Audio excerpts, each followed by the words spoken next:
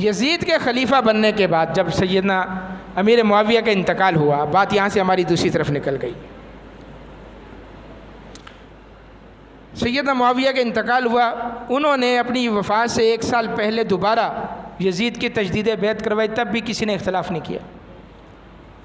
سیدنا معاویہ کا انتقال ہوا، یزید خلیفہ بن گیا، سب نے بیعت کی۔ مدینہ میں اس وقت گورنر تھے ولید بن عتبہ، مدینہ کے گورنر تھے، ان تک اطلاع آئی کہ سیدنا معاویہ کا انتقال ہو گیا ہے۔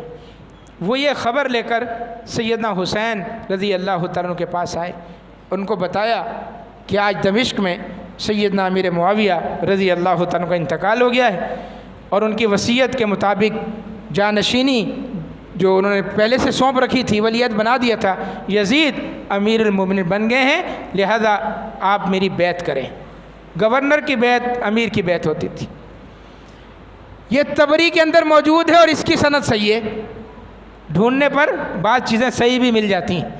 کباڑ کے اندر سے اگر آپ تلاش کریں تو بڑی کارآمد چیزیں بھی مل جاتی ہیں، اگرچہ یہ کباڑ ہے تاریخ طبری، محمد ابن جریر نے اس میں سب کچھ جمع کر دیا ہے، لیکن اس کچرے سے سونا نکالنا یہ کسی کسی کا کام ہے، کوئی کوئی نکال سکتا ہے۔ صحیح سند کے ساتھ موجود ہے۔ سیدنا حسین نے خبر سنی، کہا انا للہ و انا الیہ راجعون، اللہ تعالیٰ تمہیں جزائے خیر دے کہ تم نے یہ بات پہنچائی، اللہ تعالیٰ معاویہ پر اپنی رحمت نشاور فرمائے۔ جہاں تک بات بیعت کی، الفاظ سنیں، یہ الفاظ طبری میں موجود ہیں، جہاں تک بات ہے بیعت کی تو میرے جیسا شخص خفیہ طور پر بیعت نہیں کر سکتا۔ اللہ اکبر، میرے جیسا شخص خفیہ طور پر بند کمرے کے اندر بیعت نہیں کر سکتا، اور ولید تم بھی اس بات کو پسند نہیں کرو گے کہ میں کمرے کے اندر تمہاری بیعت کروں۔ جاؤ مجمع عام قائم کرو، سارے لوگوں کو جمع کرو، جب سب لوگ جمع ہوں گے اور سب بیعت کر رہے ہوں گے، حسین بھی آ کر وہاں تمہاری بیعت کر لے گا۔ یہ سیدنا حسین کا پہلے دن کا موقف ہے۔ وہ سیدنا کبھی پوری زندگی میں کوئی مائی کا لال نہیں دکھا سکتا کہ اس موقف سے سیدنا حسین نے سر منہ انحراف کیا ہو۔ وہ پہلے دن جس بات پہ آمادہ تھے، آخری دن بھی اس بات پہ آمادہ تھے۔ سر عام بیعت ہوگی، اس لیے کہ ان کی غیور طبیعت نے نہیں چاہا، ان کے خون کے اندر یہ چیز شامل تھی۔ سیدنا علی ان کے والد تھے، سیدنا ابوبکر صدیق کی بیعت کی تھی 6 مہینے کے بعد۔ سیدنا ابوبکر صدیق گھر چلے گئے تھے، کہا گھر میں بیعت نہیں ہوگی، آپ مسجد جائیں، میں مسجد میں آ کر آپ کی بیعت کروں۔ سیدنا علی المرتضیٰ نے کہا، اور جب خود سیدنا علی المرتضیٰ امیر المومنین بنے تو اس وقت بھی دوبارہ اس سنت کو، اپنی سنت اور طریقے کو انہوں نے دہرایا۔ سیدنا عثمان شہید ہو گئے، سیدنا علی کو پتہ چلا، اپنے گھر میں داخل ہوئے، دروازہ بند کر لیا اندر سے، آسمان کی طرف اپنے ہاتھ اٹھائے، کہا اللہ تو جانتا ہے علی کے ہاتھ عثمان کے خون سے بری ہیں۔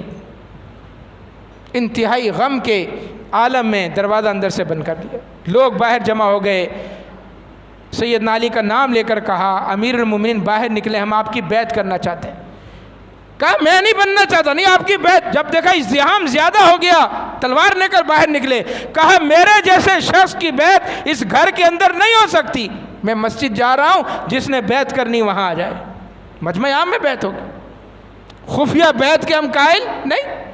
سیدنا حسن نے بھی مجمع عام کے اندر دستبرداری کا اعلان کیا تھا، امیر معاویہ کی بیعت کی تھی، خفیہ بیعت نہیں کی۔ آج سیدنا حسین بھی فرما رہے ہیں کہ میرے جیسا شخص خفیہ بیعت نہیں کر سکتا، جاؤ مجمع عام قائم کرو۔ اگلے دن وہ اپنے معاملات کے اندر لگ گئے، ولید بن عتبہ، کوئی امور ہوں گے سرکاری یا کوئی آ گیا ہوگا، اتفاق سے وہ بیعت قائم نہیں کروا سکے۔ یہ ان کی کوتاہی ہے، یہ ان کی کوتاہی ہے۔ شام کو اپنا ہرکارہ بھیجا کہ میں بیعت لینے کے لیے آ رہا ہوں، یا آپ آ جائیں بیعت لینے کے لیے، کہا اب رات ہوگی، اب کل دیکھیں گے۔ رات کو کون بیعت کرتا ہے؟ اور پھر رات کے کسی وقت سیدنا حسین اپنے پہلے سے طے شدہ پروگرام کے مطابق رات ہی میں مدینہ چھوڑ کر مکہ کی طرف چلے گئے۔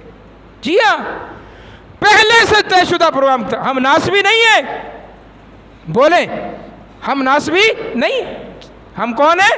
ہم اہل السنہ ہیں، ہم نہ رافضی ہیں، ہم نہ ناسبی، ہم ذرا سی بھی گستاخی نہیں کر سکتے سیدنا حسین رضی اللہ عنہ۔ یہاں کچھ کہہ دیتے ہیں عقل کے مارے ہوئے کہ سیدنا حسین نعوذ باللہ فرار ہو گئے رات کے وقت، نہیں، سفر کا ارادہ پہلے سے تھا، رجب کا مہینہ تھا، اور اس زمانے میں لوگ عام طور پر رجب میں عمرہ کرنے جاتے تھے، اس لیے کہ یہ حرمت والا مہینہ ہوتا تھا۔